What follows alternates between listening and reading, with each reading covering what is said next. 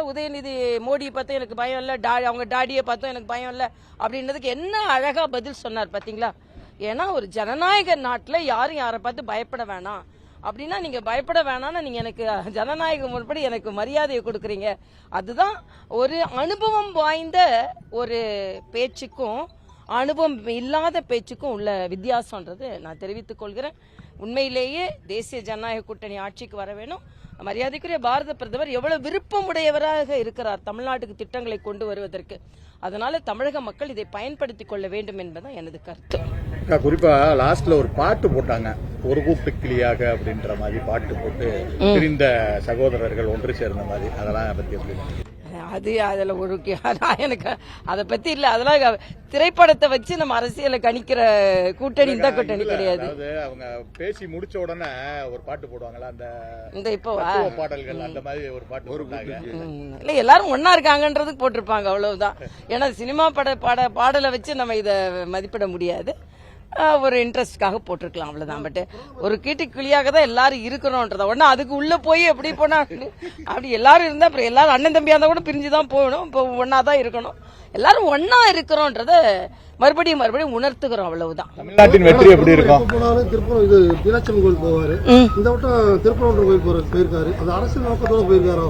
அது என்னப்பா இது அரசியல் நோக்கத்துல போயிருக்காரு? ஆமா, ஏற்கனவே திருப்பரங்குன்றத்துல இந்துக்கள் புறக்கணிக்கப்படுகிறார்கள், அவங்களுக்கு ஆதரவா அவர் போயிருக்காரு, அவ்வளவுதான். அது மாதிரி பூர்ணச்சந்திரன் அவரையும் அவங்க மனைவியும் போய் பார்த்திருக்கிறாருல, ஒரு பிரச்சனை வந்திருக்குது அப்படின்னு சொல்லிட்டு. அதனால இந்த இடத்துக்கு தான் போகணும் அந்த இடத்துக்கு தான் போகணும்னு இல்லை. ஆனா அங்க திருப்பரங்குன்றம் போனவர் மாநில அரசினால் உதாசீனப்படுத்தப்பட்ட இந்துக்களின் உணர்வுக்கு ஒரு ஆறுதலாக இருந்தது என்பதுதான் எனது கருத்து. இல்ல, அதாவது திருப்பரங்குன்றமும் வேணும், எய்ம்ஸும் வேணும். நான் ஒரே ஒரு கேள்விதான் கேட்கறவங்க எல்லாம் கேட்பது. நான் ஒரு டாக்டர், எய்ம்ஸ்ல எவ்வளவு மருத்துவம் வரப்போகுதுன்னு எனக்கு தெரியும். நீங்க 16 வருஷம் மத்தியில் ஆட்சியில் இருந்தீங்களா, ஒரு செங்கலை தூக்கி வைக்க முடிஞ்சுதா? செங்கலை தூக்கி வைக்க முடியல. அதனால எய்ம்ஸ் மரியாதைக்குரிய பாரத பிரதமர்னால தான் வருது. இன்னைக்கு கடைசி பேட்ச் ஸ்டூடெண்ட்ஸ் அந்த எய்ம்ஸ்ல வர உள்ள ஸ்டூடெண்ட்ஸ் ராமநாதபுரத்துல படிச்சுட்டு இருக்காங்க. அதனால எய்ம்ஸ பத்தி சொல்றதுக்கு உதயநிதிக்கோ எதிர்கட்சி இந்தி கூட்டணியில யாருக்குமே எந்த உரிமையும் இல்ல. இன்னைக்கு எய்ம்ஸ் வரப்போகுதுன்னா சாமானிய மக்கள் கூட வெளிநாட்டுல உள்ள சிகிச்சையை பெறப்போகிறார்கள் என்றால் அதற்கு காரணம், முழு முதல் காரணம் நரேந்திர மோடி அவர்கள். அதனால நீங்க ஒரு செங்கலை கூட எடுத்து வைக்கல, அப்புறம் செங்கலை காமிச்சிட்டு இருந்தா எப்படி? இனிமே எல்லாருக்கும் அங்க ட்ரீட்மெண்ட் கொடுக்க போது செங்கலை காமிச்சவங்க கூட அங்க ட்ரீட்மெண்ட் எடுக்கிறதுக்கு வாய்ப்பு இருக்கு. அதனால யாருமே எதையுமே குறைத்து மதிப்பிட வேணாம் என்பது எனது கருத்து. அதான் நான் ஏற்கனவே கேட்டேன், திமுகவோட மாநாட்டுல முருகன் படம் வைப்பாங்களா? வைக்க மாட்டாங்கல்ல. ஆக அவங்கவுங்க மாநாட்டுல அவங்கவுங்களுக்கு ஒரு கொள்கை இருக்கு, அந்த கொள்கை அது நீங்க சொல்ல முடியுமா? நீங்க சொல்லுவீங்க, சொல்ல முடியுமா? நான் பாக்குறேன். பிரதமர் முதலமைச்சர் ஏன் கோயிலுக்கே போக மாட்டேன்றான்னு கேட்கலாம்ல. முதலமைச்சர் 4000 குடும்பங்களுக்கு 1000 குடும்பங்களுக்குன்னு சொல்ற, ஏன் கோயிலுக்கு போக மாட்டேன்றாரு கேட்கிற கேள்வி எங்களால கேட்க முடியும்ல.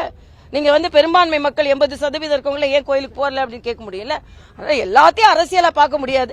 இன்னைக்கு ஒரு ஆட்சி மாற்றம் வேணும், அதுக்கு மரியாதைக்குரிய பாரத பிரதமர் வித்திட்டு இருக்கிறார் என்பதான் எனது கருத்து. ஐயா, அது 2 விரல காமிச்சதுல கும்பிடுற முருகன் கும்பிட்டு நம்ம வேஷ்டி சேட்டையோடு இருக்கிற படத்தை மாத்துறதுக்கு தான் அவர் தான் நேரடியா 2 விரல காமிக்கிறாரு. அப்புறம் என்ன பிரச்சனை?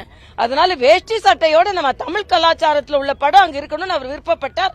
அதனால ரெட்டை இலைக்காரங்களே கூட இருக்கும்போது உங்களுக்கு என்னங்க பிரச்சனை? படத்துலதான் ரெட்டை இலை காமிக்கணும், அவர் நேரடியா காமிக்கிறாரு. கும்பிட்ட மாதிரி நம்ம வேஷ்டி சட்டையில இருக்கணும். அண்ணன் ஸ்டாலின் தான் வேஷ்டி சட்டையை விட்டாரு, அட்லீஸ்ட் நம்ம பாரத பிரதமராவது வேஷ்டி சட்டையில இருக்கட்டும் அப்படின்னு. நான் எனக்கு கட்சி என்ன சொல்லுதோ அதை நான் செய்வேன், அவ்வளவுதான். அதான் கட்சி என்ன சொல்றாங்களோ அதை செய்வேன். அப்படியா? எனக்கு யார் வேணாலும் எது நிக்கட்டும், ஒரு பிரச்சனை இல்லை.